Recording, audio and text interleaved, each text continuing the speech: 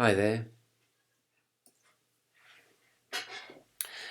Richard Smoley's lecture given to the American Theosophy Society is to me a really fascinating lecture, which I think intended more wisdom to be communicated than he actually thought of. Well, what I mean to say is the universe intended it anyway. Um, the thing about it is it was a description or presented a schema of the structure of what we call everything from mysticism to the occult, and which included magic, high magic, low magic, black magic, white magic, and there was questions afterwards as well, which I'll come on to in a minute. But it seemed to me that the lecture itself started off in the supernal realms of God and worked its way down into the various levels until it got to literally Malkut, the Keter reflection material, Sephirot Malkut, and there it met with a fearsome dragon in the shape of a scientist who really thought he'd been listening to a whole load of gobbledygook for the past hour. Which on one level he had been, you see. So I have a little bit of a soft spot for the guy as well. But the lecturer, Richard, took a bit umbrage at the presence of this adversarial spirit amongst the members. But I want to explain why I had a bit of a sort of bit of a supporter there of the scientist. You see, Richard divided his universe up into very favourably into three sections. In mysticism, which is represented by the supernal triad of the tree of life. This is the tree of life without its paths, by the way. So these three sephirot or spheres or circles are the supernal triad. And that's where mysticism is directed towards. And then you have the main Sephirot here. There's 5 of them, and this here is the abyss. So this is the abyss, and then below the abyss you have these 5 Sephirot, and they are, how shall I put it? They are part of where esoterica is directed, the esoteric. And Richard talked about the mansion, the house of God, having many mansions. And I've actually divided the house of God amongst the Sephirot. Each Sephirot represents part of the house. And then we got down to the Occult, which is the basement of the house, represented by Yesod. And then below that, far below that, is Malkut, or material, or matter. And the thing about it is that, in a way, you see, the illusory realms of the demiurge, the lesser god, the demigod, if you like, of the good god, the god of matter. Some might call it the evil god, is actually present or created all these Sephirot from the 4th Sephirot of Hesed all the way down to the 10th Sephirot of Malkuth, which is actual matter of which we are sensible, the material around us. But I mean, in very rarefied form. So by the time you get up to Hesed, it's very kind of rarefied and yet still part of the dualistic worlds, and there are still subtle snares at this realm, you see, at this level of consciousness. Still there are little mental traps there to catch you. But it's certainly, this is pretty much okay, the esoteric layer. But when you get beyond, there's a little abyss, or or chasm here. When you get to Yesod, which is the basement of the house, or the occult level, or the moon level, then you're running into a massive lot of trouble altogether. I'll come on to that in a minute. So up here in the Tree of Life, we have the supernal triad. We have Keter, which the symbol is there, which is ultimate reality, or total reality, or the reality of God. And then we have Choma, which is ultimate value. So everything else compared to the spiritual is of no value, ultimately of no value. And this is where all value is concentrated. And then we have ultimate or supreme love. And supreme love, supreme value, supreme reality, they form, they are sort of like three jewels in the abyss, three jewels in the ultimate light of God. Perhaps they're kind of slightly duller light, if you like, within the light firmament.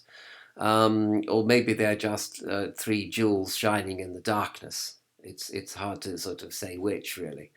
But this is the important part. This is where mysticism is directed towards. The mystic wants to become aware, consciously aware, if that can be said, of the supernal triad. And Keter, Choma, and Bina are really, really above the rest of the Tree of Life. I mean, they're almost a separate Tree of Life, really, which is in the supernal, in the worlds of archetypes. But they're more than archetypes. This is more than psychology. This is the reality. This is where God is closer to man than his jugular vein. This is the oneness. This is the it. This is the non-duality. This is the place of absolute peace. God is peace, and shalom. Okay, that's all I can say in Hebrew, really. And I mean, I know there's Ein and Ein Sof and Ein Sofer, but that's kind of different, three layers of light beyond Keter itself. But Keter is one with the Ein Sof and Ein Sofer and Ein, and it's at one with Choma and it's one with Bina. I mean, these divisions are really theoretical.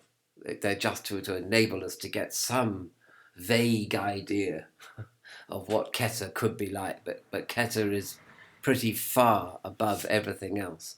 And then you have the abyss, and below that you have the realms of the demiurge coming into play here. But luckily for us, we can enter a certain house of the Lord, where we can experience various parts of this house, and all the symbols and all the furnishings and and accessories of this house. And each one of these symbols represents part of ourselves, but also part of our connection to the supernal triad. The meditation that we can do within this house, a special house, we will receive various visions, including the vision of the Holy Grail, and and the work of the esoteric practitioner takes place over these five sephirot, and so we enter here at the doorway, the porch, which is at Hod, a sphere of Mercury. And then I call this the hub, but it's called I think it's the atrium. It's a sort of kind of black. It's got black and white squares on the floor, and it's usually where the sort of, it's like kind of like a lower ground landing. It's a kind of hub room or hub chamber, and the stairs usually go up from it, and then there's a drawing room to the left and a dining room to the right. Many rooms downstairs. Anyway, the sort of hub room. And that's Netzach. And then there's a left wing, the wing of the house, which is Gebura, and then there's a right wing of the house, which would be Hesed. Won't go into too much details over that. And then this is the upstairs, Tiperet, which is the sixth Sephiroth, which is at the centre. And the basement is Yesod, which is the realm of the occult. But normally the esotericist reaches Teferet,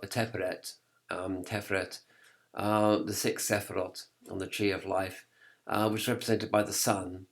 And this is like the soul, the soul heart spark. This is where the soul resides in this Sephiroth.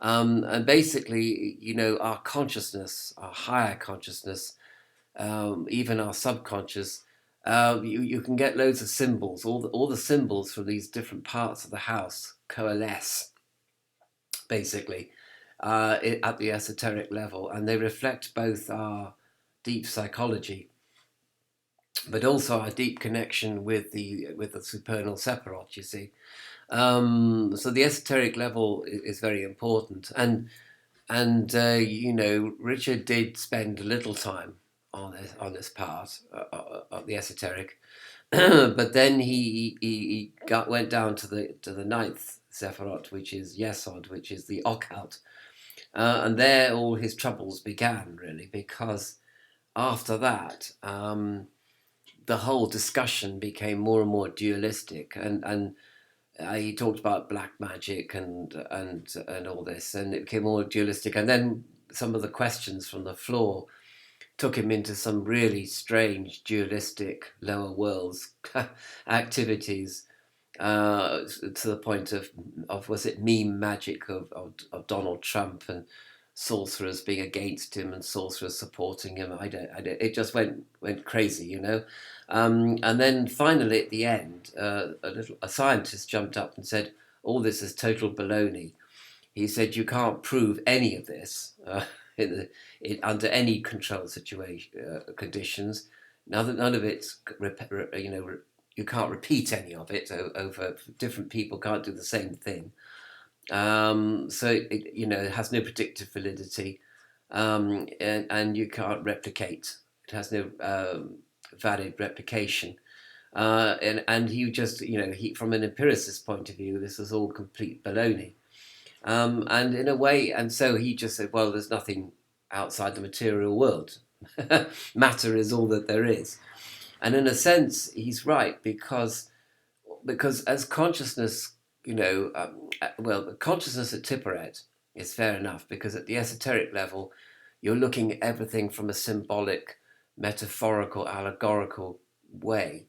It's not literal. All the things that happen at these other Sephiroth, they're not literally happening. They're happening in order to reflect your own consciousness. It's almost like you're in a sort of alchemical laboratory, or almost in an artist's studio, and the artist is creating all sorts of images and sculptures and even music, on vibrations and chants and things like that, and they're all really reflecting this mysterious self or mysterious soul part.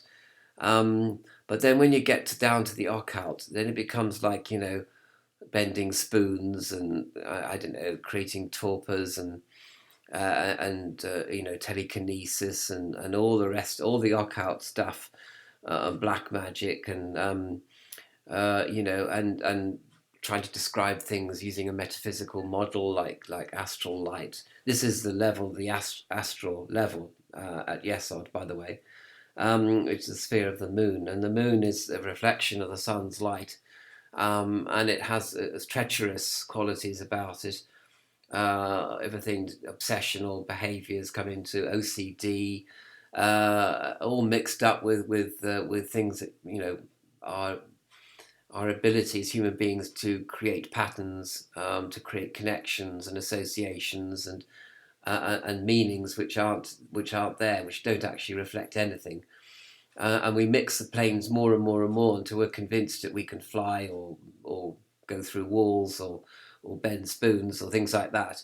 And then we come up against Malkut, where the empirical method is situated, where the materialist, secularist, and atheist reside, and that's where the party ends. because that's when the brutal reality hits you that perhaps there is absolutely nothing beyond matter at all. And in a sense, there isn't anything beyond matter, because matter itself, the little bauble of the earth, the material universe even, sort of sits in this void, in this the abyss itself. It sits there in the abyss, and in a way, there is nothing beyond the material, because nothing is beyond the material. Okay, and yet in this nothingness, out of this void, these three jewels exist in quotation marks, because what does existence mean at this level? These three supernal triad of Sephiroth, they're like three jewels shining in the dark. And this is where the true reality lies. This is where the true love lies. This is where the true value lies. Everything underneath the abyss has ultimately no value. And it gets more and more valueless as you go down to the occult, astral realm, and then even to Malkut, which ultimately has no value, and where ultimately everything, rises, has its day, falls away, as indeed everything here under the abyss rises, has its day, falls away.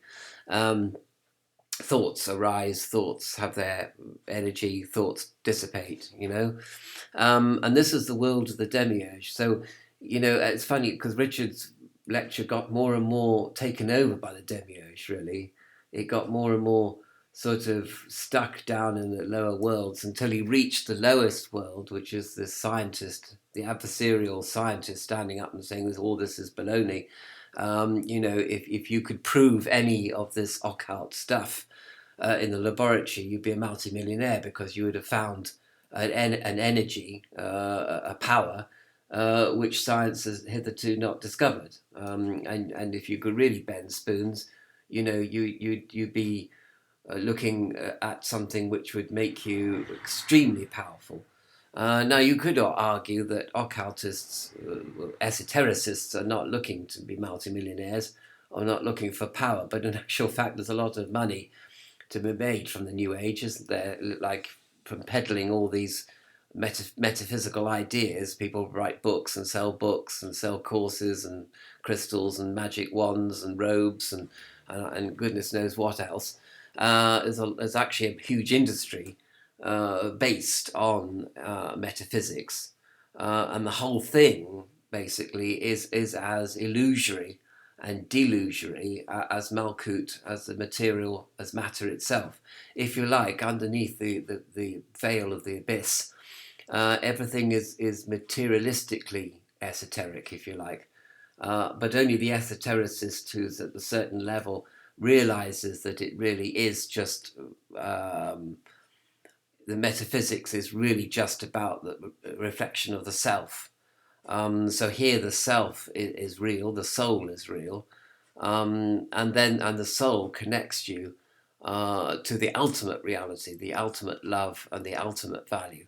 But if we go down into the occult worlds and to occult study, we become more and more trapped in illusion, and we become more and more trapped in having to prove things through argument or through empirical science when they can't actually be proved. And then we almost come up against the material brick wall, which is there, and that kind of absorbs everything, really. It has kind of the last laugh, if you like. The last word is the materialist, the A.J. Ayres positive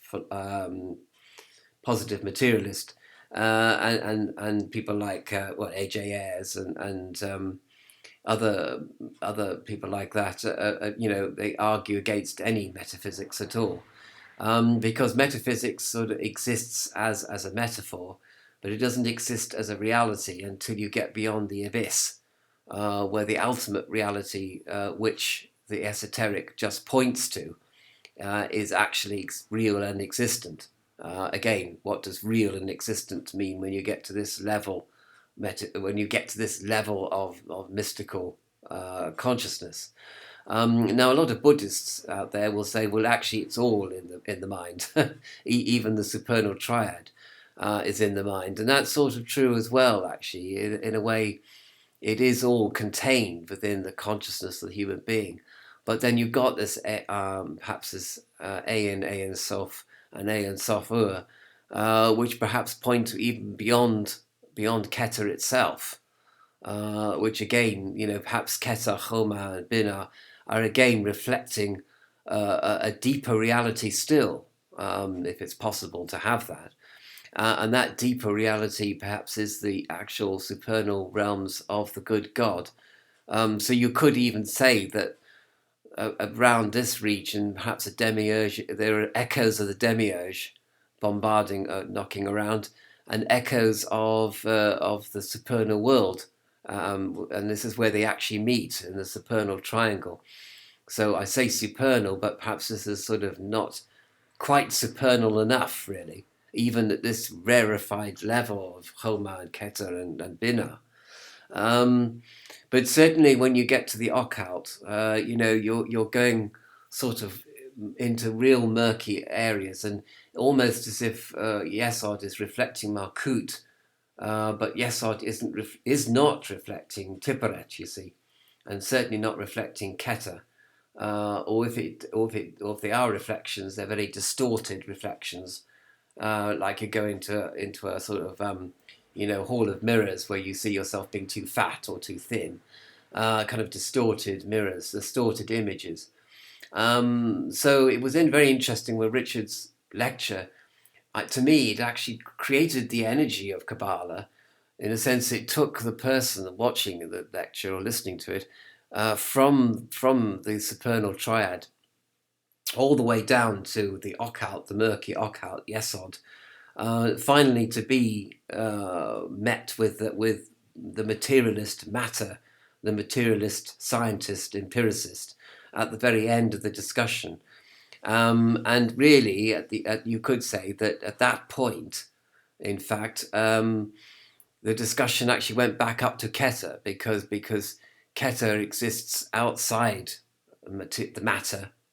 There is a spirit-matter dualism, and actually the conversation would have actually gone right back up to Keter if, in fact, at that point people had said, well, the material is false, material doesn't exist, occult doesn't exist, and even the esoteric doesn't exist, actually. And perhaps even the supernal triad is merely a reflection of something else which is existent. So anyway, I thought that his lecture was incredible. I found it very inspiring in a very sort of deconstructive kind of way, as it were. It wasn't destructive, it was deconstructive for me.